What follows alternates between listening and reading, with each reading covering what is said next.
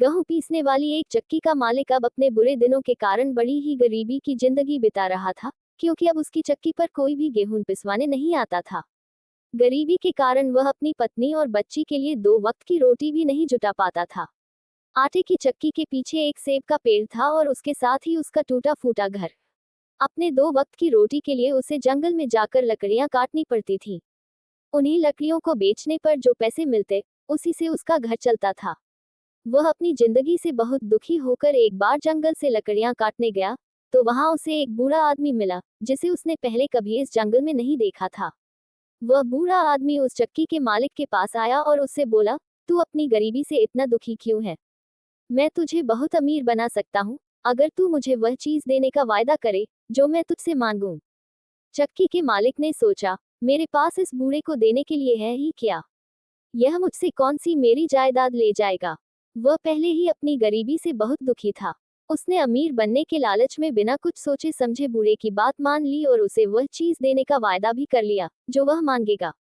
बूढ़ा आदमी एक रहस्यात्मक हंसी हंसकर बोला, अब मैं 3 साल बाद तुम्हारे पास अपनी चीज लेने आऊंगा।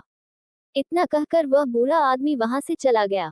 जब लकड़ियां काटकर चक्की का मालिक अपने घर पहुंचा तो उसकी पत्नी दौड़कर उसके पास आई और बोली, तुम मुझे सच सच बताओ कि हमारे घर में अचानक यह इतना सारा धन कहाँ से आया? हमारे घर के सारे बर्तन धन से भर गए। ये सब कुछ एकदम कैसे हो गया? कोई आदमी बाहर से धन लेकर हमारे घर नहीं आया है। मैं तुमसे पूछती हूँ, ये सब क्या है? उसका पति बोला, शायद ये सब उस बूढ़े आदमी की दया है, जो मुझे आज पहली बार जंगल में मिला था।